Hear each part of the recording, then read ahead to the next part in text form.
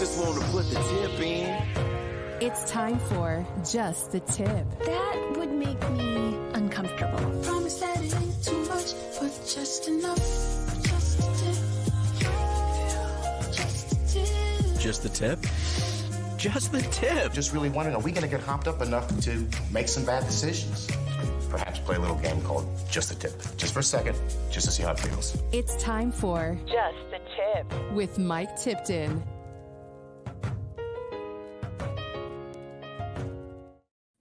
Very few things make me happier than drinking the tears of the Philadelphia Eagles fan base. Take that L, go the hell home. Congratulations to the Kansas City Chiefs on getting that win. A huge win, come from behind victory for the Kansas City Chiefs. I was absolutely insane with emotions during that game. I know a lot of people were also going through all the emotions that were happening during that game as well. I want to get everyone's thoughts on what was going on during that game. What your thoughts were. I felt like there was going to be some way that Philadelphia was ultimately going to come back and win that game. Luckily, though, they didn't. Luckily for me, at least, they didn't. I do feel bad a little bit. I wanted to make sure that I had audio working on one of the microphones. All right, so I'm good. All right. I did feel bad because I kind of was reveling in the fact that I had a couple of really good friends, Pat Costello, James Steele. You watch me do Bob, Jim, and Pat get drunk on the internet with them. And they were headed up against each other head-to-head. Pat being a Philadelphia Eagles fan, James being a Kansas City Chiefs fan. I just wanted the chaos of seeing, them going through those emotions. I haven't had to deal with those emotions as a Dallas Cowboys fan as an adult because my team is absolute dog shit. But I've said this a million times, and I'll say it to the day that I die, and it'll live on in infamy, hopefully, after I'm long gone. I would much rather lose every single game. I'd rather go 0-17 than lose in the Super Bowl, much less the way that the Philadelphia Eagles did.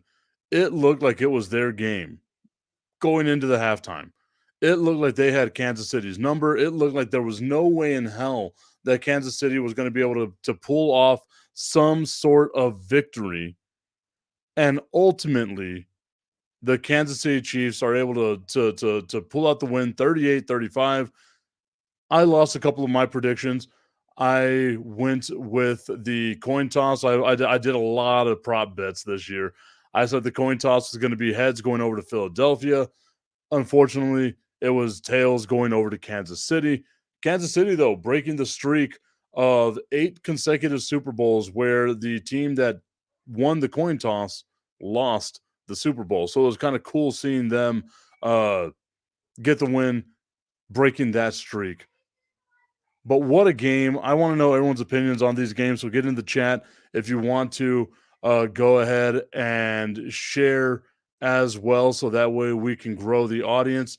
If you want to be a part of the show, I'm going to share the link right now, and that will post up on the various pages. I see it right now on the Tipping Point pages, the on YouTube, on Twitch, all over Facebook, all over Twitter as well. So you want to be a part of the show, I just put in the comment section the link to join the show. If you would like to do so, give me your opinions on everything that's going on out there with the Super Bowl. Obviously, there's a lot of stuff that was going on, prior to the game. We're looking at Patrick Mahomes' ankle. Everyone's looking at Jalen Hurts' shoulder. No one kind of knew what to expect out of either team, but I'm just so glad watching what we were able to watch that it wasn't a game where it came down to injuries. Now, a lot of people have already been seeing the excuses working out. A lot of people saying that the game was basically decided by the referees and that hold call down at the end of the game, right? Kansas City marching down the field on the plus side of the 2-minute warning. So they're already, working the clock the way that they need to. Philadelphia, no more timeouts left. And they were able to go ahead and stop the clock. 3rd and 8. Kansas City has the ball. They drop back. They throw a pass, incomplete pass. Looks like Patrick Mahomes has no idea who he's throwing the ball to. And ultimately, a flag comes out, and there's a holding call. If you look, Juju Smith-Schuster is running in on his route. He does get held by the letter of the law, but by everything that we know with the NFL, Juju Smith-Schuster was held, and the flag comes out. Ultimately, it's the right call. I feel so bad for my guy, Daver. Yesterday, whenever we were doing Fire and Ice over at Union Draft House, Daver said, I hope it doesn't come down to one bad penalty call. And ultimately, at the end of the day, it did. I don't think that was what decided the game. I truly believe that Kansas City was going to be able to win that game. As I got my dude Augustine joining me here. What's up, Augustine? It's been a while. It's been a long while. Yeah, man. I've actually had to work these couple months. All right. So, what did you think about the Super Bowl, man? It's been hell, but but I'm here and. Amazing game! Great game! Great game. That call again questionable, but Olsen did kind of got it wound up. He said that should not have been called because of the situation. I just say the following: if it's a penalty at the start of the game, it's a penalty at the end of the game. So it doesn't matter when it's called. I mean, a penalty is a penalty, and that's it. I mean, there's no ifs or buts.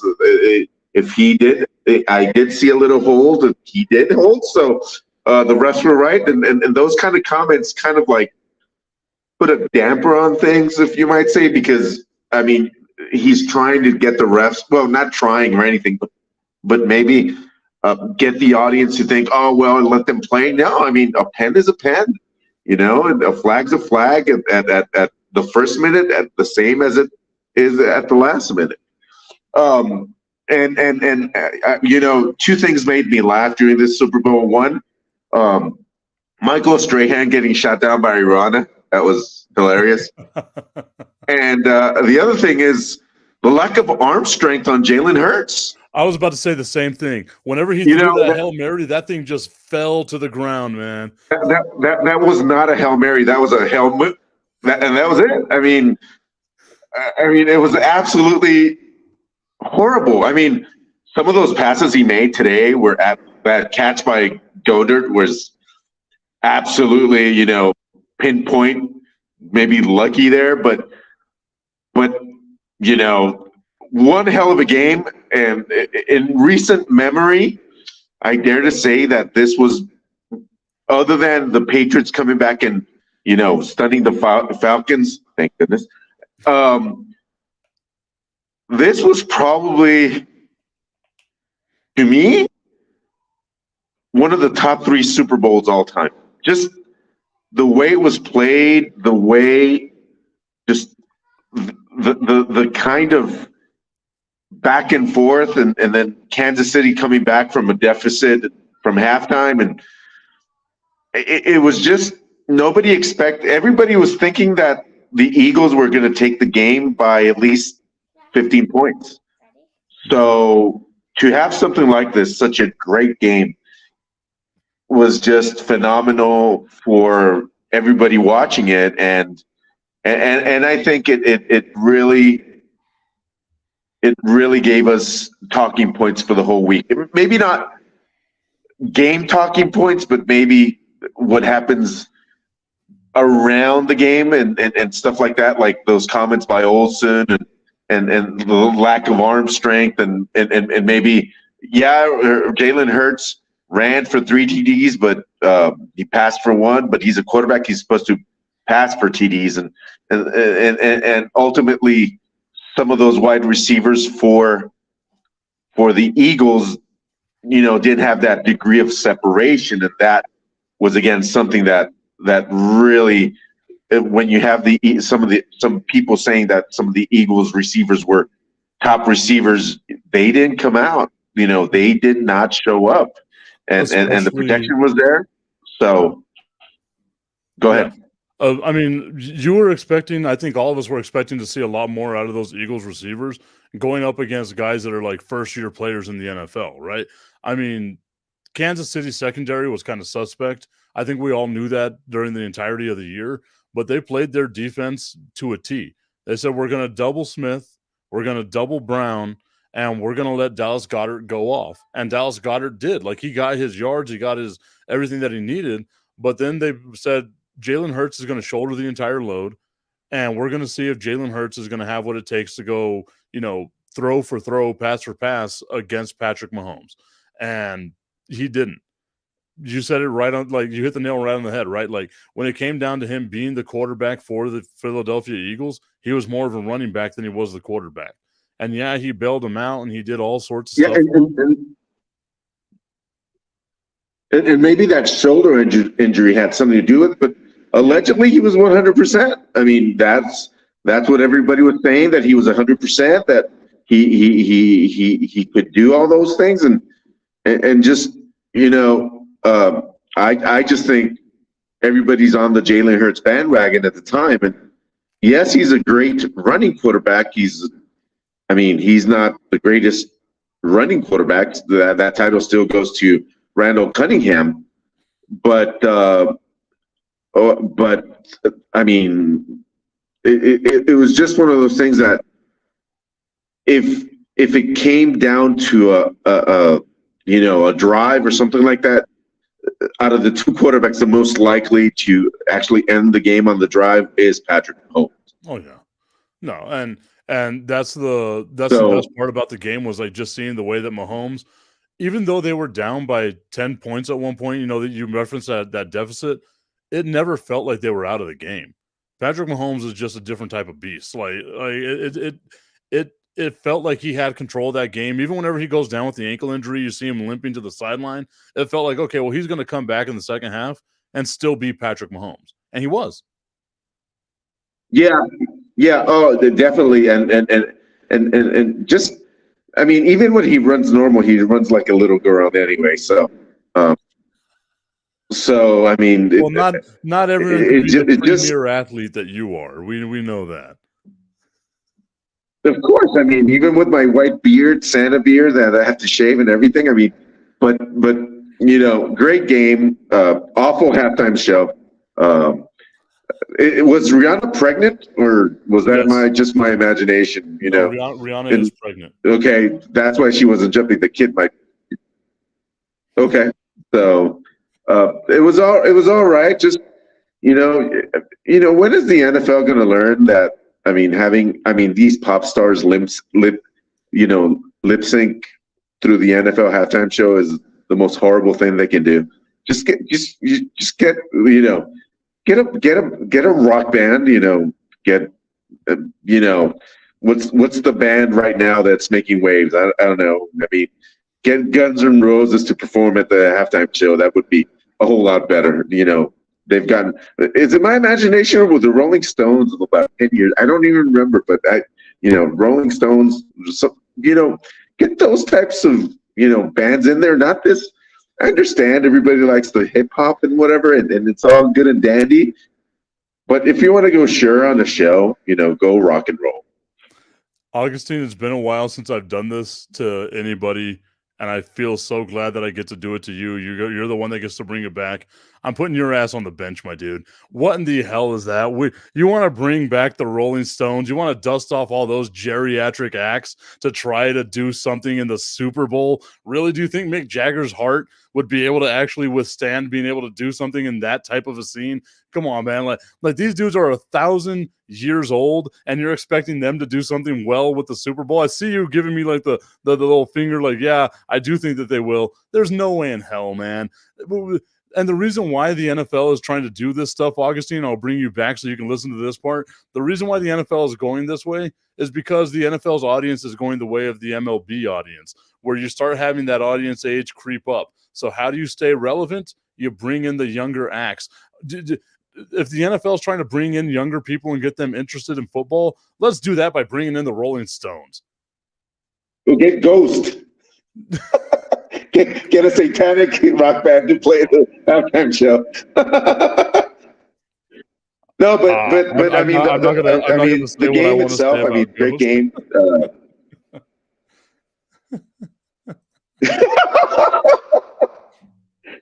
I think you know where I'm going on that one. It just. Yes, I do. Don't. FCC regs. Oh, we're on Facebook. Where are we on? We're on Facebook, Twitch, YouTube, and Twitter. But anyway, Twitch, yeah, Facebook, Twitch. Hello, everybody. Hello, virtual world. But at the end of the day, I think it was a great game. It was, even if the Eagles would have won, I would have been, the same content because it was a great game. I know you hate the Eagles anyway, but at least they get to the Super Bowl. That's a plus right there. And even if you go that, Cowboys are never going to get there. And Dak Prescott is the reason why the Cowboys will never get to a Super Bowl. Augustine, it was great talking to you, my guy. I'm going to let you go on that note. We're not talking about the Cowboys right now. We're talking about teams that actually make it to the Super Bowl and the team that actually won the Super Bowl. Cowboys suck. My guy, I got nothing but love for you. I'll let you out on that. I know that was your favorite note to go out on, talking about how the Dallas Cowboys suck. I will say this, though. Olivia Arenas asking, can you sing and dance for 15 whole minutes? There's nothing that Augustine can do for 15 minutes. I know that for an absolute fact. Maybe you get 15 good seconds out of him, but you don't get 15 good minutes out of him. I say that as he's unable to defend himself, waving his finger at me as he's in the little waiting room. I'm not bringing you back on. You said the words of death, talking about the Dallas Cowboys sucking, which I agree, right? But I've said this, and I feel like I'm beating my head against a brick wall right here. It doesn't matter if you make it to the Super Bowl. It matters if you win the Super Bowl. That's what this whole game is about. That's what sports is about. Winning the championship, literally nothing else. Philadelphia, yes, you had a phenomenal performance. You did great getting there, 16-3 on the season, in the season 16-4 in your 20th game of the year. You put up a hell of a fight in the Super Bowl, but ultimately at the end of the day, did that on purpose, you did not win the Super Bowl. Now it comes down to, what do we do as far as like the legacy of Patrick Mahomes, right?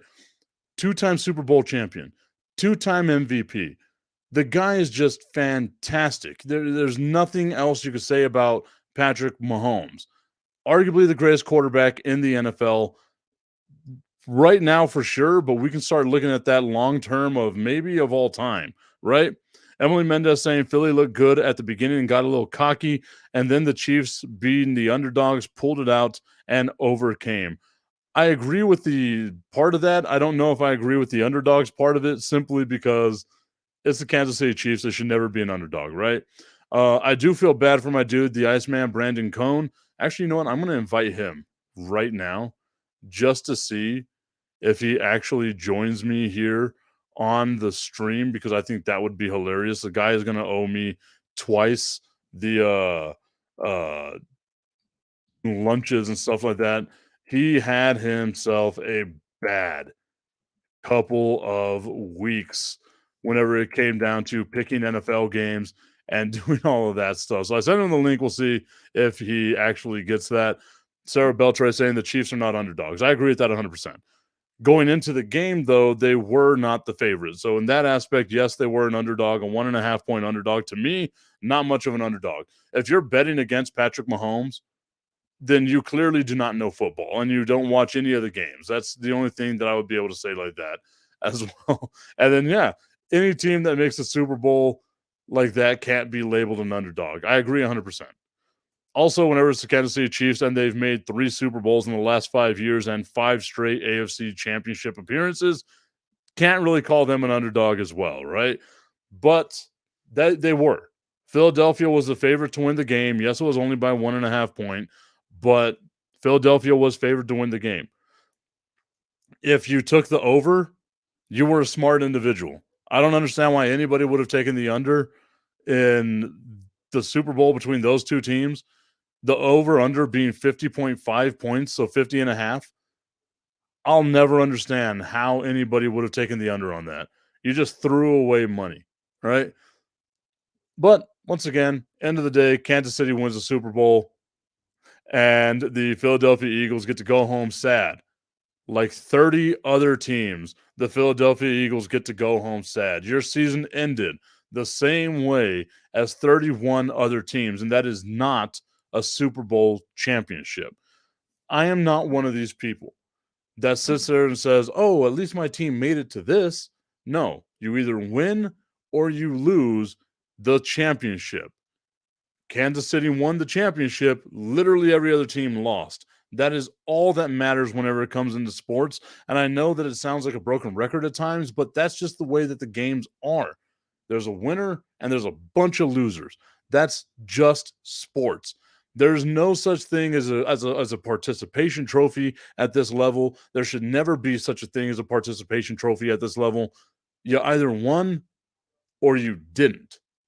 And Philadelphia this time didn't. I did feel bad for my guy, Pat Costello. We might have to do, Sarah, we might have to do another Bob, Jim, and Pat get drunk on the internet. That leads into a therapy session for my guy because he lost 2 times this year. His team's lost a championship. The Philadelphia Phillies losing the World Series in 6 games, and then now the Philadelphia Eagles losing the Super Bowl to the Kansas City Chiefs. Makes me happy, makes me a good, happy old guy. I did want to talk a little bit, though, about the halftime performance. I wanted to get a little bit of reactions from people. Olivia saying that it was a great performance. Augustine saying it was a horrible performance. I'm kind of in the middle, right? I didn't feel like it was a great performance. I felt like I wanted more. And I feel like if she was pregnant, which obviously her being able to do all that while she's pregnant is hands down amazing. But I feel like if she was pregnant, then why not bring in some of the other people that you have in your stable with Rockefeller, right? So why not bring in Jay-Z? I understand now bringing in Kanye, but if you're, hitting those songs that those people were featured on, why not bring in some of those people and kind of help the show flow a little better? Aesthetically, I didn't like all the red lights. It felt too much like a Hell in a Cell match from back in the day. But I don't know. I just wasn't a big fan of the halftime performance. I thought the music was fantastic. It was like a throwback, right? The ending of it was perfect. The diamonds in the sky, that was awesome. But I think I just expected more. It's the Super Bowl, right? Like, you want the Super Bowl to be absolutely fantastic. And that didn't kind of reach what I was expecting it to be. Nowhere near as bad as whenever the weekend did it, so at least we've got that working for us. But I still feel like we were kind of left wanting more whenever it came down to the Super Bowl halftime show. I'd love to see what everyone else thought about that as well. Like I said, Olivia loved the performance. Augustine absolutely hated it. I wasn't a fan of it. I don't think anybody that I was watching the game with either was a fan of it. So I'd love to see what other people said as well. I'm going to take a second here so I can reply to my guys.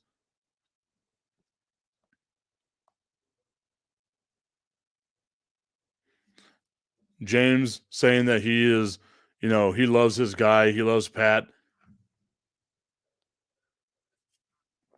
I'm saying that I'm happy that Pat is sad. I really am. Sarah saying that she could take or leave the halftime performance. It wasn't like it wasn't great, but it wasn't terrible, right? Like, that's kind of the way that I look at it. And it was just meh. Some of the Super Bowl commercials, I kind of felt the same way. I don't think that Super Bowl commercials are as awesome as they used to be. There were a couple that kind of made you laugh. I think there was one with Will Ferrell and the electric Jeep or whatever, but it was kind of just meh. And I feel like all the commercials have kind of been leaning that way, tracking that way for a while now.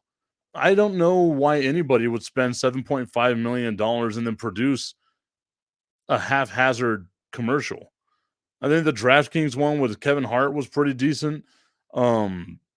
But other than that, man, I wasn't a big fan of any of the stuff. Sarah saying the commercials were also pretty disappointing this year as well. I did kind of like the Coors Light and Miller Lite commercial that they did together. I thought that was pretty cool. Steven Metaluda saying that the halftime show sucked. Sarah saying back in the day, we would track them and rank the commercials, but now they're all just meh. And I agree 100%. They're all just kind of there, right? Like none of them are great. I'm assuming this is Destiny saying it wasn't The Weeknd terrible, but it was lacking something. Her songs were a great choice, though. Yeah, I mean, her musical library was fantastic. Rihanna's musical library was absolutely fantastic. But I just wanted more. It left me feeling like I wanted more. And I also kind of felt that way last year. I know it's sacrilege to people that are in, my age and my demographic. Like, oh my God, we got Snoop and Dr. Dre and 50 Cent and Eminem and blah, blah, blah, blah, blah. That left me feeling like I wanted more. Maybe just the way that we hype up the Super Bowl halftime show just leaves us for a little bit of room of disappointment, right? Is that what it is? Maybe I have my standard a little too high. Maybe it's me. I need to look in the mirror and be like, you're an asshole. Don't expect so much from other people out there performing. They're doing their best, damn it. But we shall see. I've got to stop reading my text chain between Pat and James just because I love and enjoy watching my guy in pain. I love whenever my friends are in pain. Sarah's saying, I think everyone did, right? Like the floating platforms, I thought that was pretty cool, but I would have expected a little bit more. Understanding now that she's pregnant, you're kind of like, oh, okay. Now I can see why I didn't get all the stuff that I was expecting to get out of that. But you still were kind of left wanting more. Going back to the game, though, and the actual X's and O's and all that stuff of the game, that was such a fun game. Watching Kansas City go out there and exploit what they found was going to be their matchup, exploiting what they knew they were going to be able to do in order to win this game, and watching Andy Reid masterfully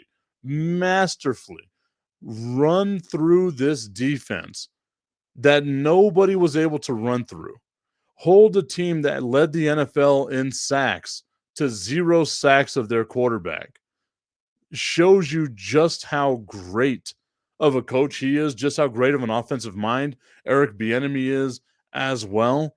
And it's just going to be, you look at the future, right? This looks like it's going to be Kansas City's league for quite some time. I don't know if I trust Cincinnati. I don't know if I trust San Diego or the Chargers. I don't know if I trust Jacksonville. I know you got everyone saying you got these great quarterbacks. Everyone's saying you got these great quarterbacks throughout the AFC. But somehow, some way, I still feel like the team to beat is Kansas City. I can't see these other teams dethroning Kansas City. I can't see a team in the NFC dethroning Kansas City. We saw the Philadelphia Eagles run through the NFC this year, not trail at all until the fourth quarter of the Super Bowl during the playoffs. This team was on absolute fire, and Kansas City still just stoic, stone-faced, able to run their offense the way that they wanted to, move the ball down the field, get themselves some tutties, win the game, kick a game-winning field goal as if it was nothing. And it seemed like there was no pressure, no stress, none of that. Then looking at what we saw from Philadelphia, you could see on the sidelines, Nick Sirianni being like, oh my God, we're behind. We got to do something. There was stress there. Obviously, that's part of the learning curve. But how much of this league is now belonging to the Kansas City Chiefs? You cannot deny that this is an all-time great team. The Kansas City Chiefs are an absolute dynasty now. And that's a terrible thing to think about because Patrick Mahomes is only 27 years old. They still have a super young roster, and they still have a lot of time for this team to grow and mesh and gel together. The only thing would be, how does Travis Kelce age? A lot of people don't realize this. Travis Kelce, 33 years old. I think he's a year younger than or the actual age of Rob Gronkowski. Just didn't get beat up as much as Rob Gronkowski did, right? So that's going to be interesting to see is how Kansas City was one able to navigate the waters of Patrick Mahomes' contract as it gets bigger and bigger, and then two, how are they going to deal with free agency, people taking things away? Is Andy Reid going to continue coaching? How long does Andy Reid continue coaching? Those questions going forward. If I'm the Philadelphia Eagles, I've got to have some real hard looks at things because my defense didn't stand up whenever I needed them to. That great defense Philadelphia had just went away. What can you do to add to that defense? You've got a defense that's getting older there. Fletcher Cox is 148 years old. How can this defense get better? How can this offense get better? Lane Johnson isn't going to be there all the time. There are rumblings that this would be Jason Kelsey's last game. I don't know if that's true. I hope it's not because I think the dude is an all-time great and definitely a Hall of Famer. So I'd like to see him continue his career. But what happens to that offensive line if Lane Johnson can't go anymore and then Jason Kelsey calls it quits? You're in a horrible, horrible position. There's a lot of things here the Philadelphia Eagles got to look at as they go forward to try to make another Super Bowl run. And it's going to be interesting to watch how they do that. All right, everybody, it's getting a little bit late. I want to go ahead and thank you all so much for joining me here on Just the Tip as we break down the Super Bowl. I've got a lot more stuff that I'm going to be doing going forward as well, even a poem that your boy has written that's going to commemorate this wonderful, wonderful season that we had. As we are now done, our lovemaking session with football is now over. I had to clean up the shame glaze as I came to do the show. It was a fun time, everybody. I can't wait to see what happens next. We've got the combine coming up. We've got the draft coming up. Then we've got OTAs and then training camp, and we're right back at it in August. It's only 6 months. We can handle this. We've got this. We can do it together. Thank you all so much for tuning in. It's been a fun time. I'm not going to do any shameless plugs unless it's for my guys over at Three Missions Brewery, 10179 Socorro Road. Check them out. They got the brand new beer, the Moon City Japanese Blue Lager. If you haven't seen it, check out my Instagram at Mr. Tipton33. I've got a reel up there showing how beautiful this beer is, and I can't wait to try it again. Once again, a big shout out to our friends over at Three Missions Brewery, 10179 Socorro Road. Shout out to the Kansas City Chiefs for being absolutely elite. And we'll see you all next week.